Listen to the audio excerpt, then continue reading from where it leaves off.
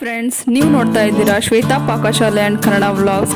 ಬನ್ನಿ, ಇವತ್ತು ನಿಮಗೆಲ್ಲ ನಾನು ಮನೆಯಲ್ಲೇ ಯಾವ ಥರ ಒಣ ದ್ರಾಕ್ಷಿನ ಮಾಡ್ಕೊಳ್ಳೋದು ಸಿಂಪಲ್ ಆಗಿ ಈಸಿಯಾಗಿ ಅಂತ ನಾನು ನಿಮಗೆ ತೋರಿಸ್ಕೊಡ್ತೀನಿ.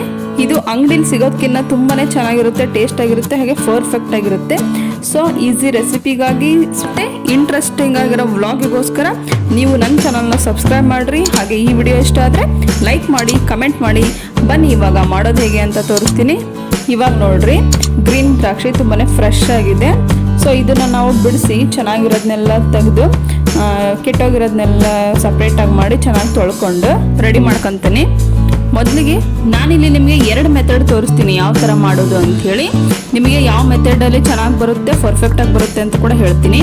ಫಸ್ಟ್ ನಾನು ಒಂದು ಪಾತ್ರೆಗೆ ನೀರು ಹಾಕಿ ಸ್ವಲ್ಪ ದ್ರಾಕ್ಷಿ ಹಾಕಿ ಕುದಿಯೋದಕ್ಕೆ ಇಡ್ತೀನಿ. ನೋಡ್ರಿ, ಇಲ್ಲಿ ನಾನೀಗ ಇಂಡಕ್ಷನ್ ಮೇಲೆ ಪಾತ್ರೆಗೆ ನೀರು ಹಾಕಿ ದ್ರಾಕ್ಷಿ ಹಣ್ಣು ಹಾಕಿ ಕುದಿಯೋದಕ್ಕೆ ಇಟ್ಟಿದ್ದೀನಿ.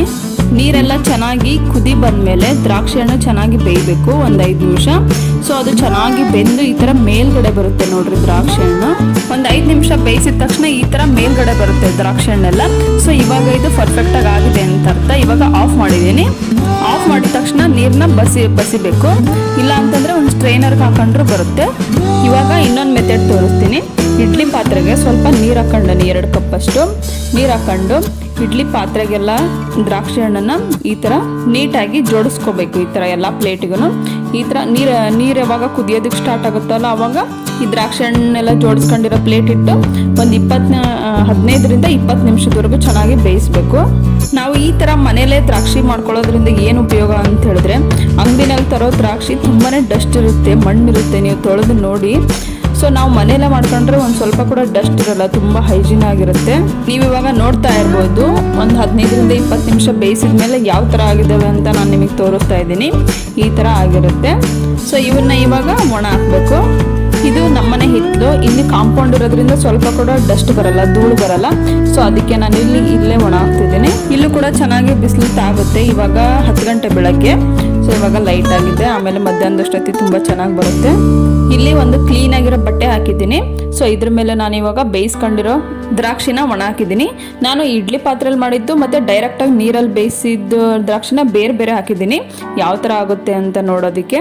ಹಾಗೆ ನಿಮಗೂ ಕೂಡ ತೋರಿಸ್ತೀನಿ ಯಾವ ಥರ ಆಗುತ್ತೆ ಅಂಥೇಳಿ. ಇಲ್ಲಿ ಬೆಸ್ಟ್ ಮೆಥಡ್ ನಿಮಗೆ ಯಾವುದಪ್ಪ ಅಂತ ಹೇಳಿದ್ರೆ, ನೀರಲ್ಲಿ ಡೈರೆಕ್ಟಾಗಿ 5 ನಿಮಿಷ ಬೇಯಿಸೋ ಮೆಥಡ್ ಬೆಸ್ಟ್ ಮೆಥಡ್. ಅದು ಪರ್ಫೆಕ್ಟಾಗಿ ಆಗುತ್ತೆ, 2 ದಿನಕ್ಕೆ ಚೆನ್ನಾಗಿ ಒಣಗುತ್ತೆ. ನಾವು ಇಡ್ಲಿ ಪಾತ್ರೆನಲ್ಲಿ ಬೇಯಿಸ್ಕೊಳ್ಳೋದು ಒಂದು ಸ್ವಲ್ಪ ಒಣಗೋದು ಲೇಟ್ ಆಗುತ್ತೆ, ಅದು ಕೂಡ ಸೇಮ್ ಆಗುತ್ತೆ. ಒಂದು 5ರಿಂದ 6 ದಿನದವರೆಗೂ ಚೆನ್ನಾಗಿ ಒಣಗಬೇಕು. ಚೆನ್ನಾಗಿ ಒಣಗಿದ ಮೇಲೆ 2 ಟೇಸ್ಟ್ ಕೂಡ ಸೇಮ್ ಇರುತ್ತೆ. ಬಟ್ ಒಣಗೋದಕ್ಕೆ ತುಂಬಾ ಟೈಮ್ ತಗೊಳುತ್ತೆ ಇಡ್ಲಿ ಪಾತ್ರೆನಲ್ಲಿ ಮಾಡಿರೋದು. ಇವಾಗ ನಾನಿಲ್ಲಿ ನಿಮಗೆ ಸಂಜೆ ತೋರಿಸ್ತಾ ಇದ್ದೀನಿ ಯಾವ ಥರ ಆಗಿದ್ದಾವೆ ಅಂಥೇಳಿ. ನಾನು ಬೆಳಗ್ಗೆ ಒಣ ಹಾಕಿದ್ದೆ, ಇವಾಗ ಸಂಜೆ ತೋರಿಸ್ತಾ ಇದ್ದೀನಿ. ಇನ್ನೂ ಸ್ವಲ್ಪ ಹಸಿ ಇತ್ತು. ಸೊ ನಾನು ನೆಕ್ಸ್ಟ್ ಡೇ ಕೂಡ ಒಂದು ಸ್ವಲ್ಪ ಅಂದರೆ ಫುಲ್ ಡೇ ಒಣಗಿಸಿದೆ. ಪರ್ಫೆಕ್ಟಾಗಿ ಹಾಗೆ ಕ್ಲೀನಾಗಿ ಕೂಡ ಬಂದಿದೆ ಒಣ ದ್ರಾಕ್ಷಿ. ನೋಡ್ರಿ ಎಷ್ಟು ಚೆನ್ನಾಗಿದ್ದಾವೆ ಅಂಥೇಳಿ. ನೀವು ಕೂಡ ಈ ಥರ ಮನೆಯಲ್ಲೇ ಒಣ ದ್ರಾಕ್ಷಿನ ಮಾಡ್ಕೊಳ್ರಿ. ಯಾಕೆ ಅಂತ ಹೇಳಿದ್ರೆ ಇವಾಗ ಸೀಸನ್ನು, ಕಡಿಮೆ ರೇಟಿಗೆಲ್ಲ ಹಸಿ ದ್ರಾಕ್ಷಿ ಸಿಗ್ತವೆ.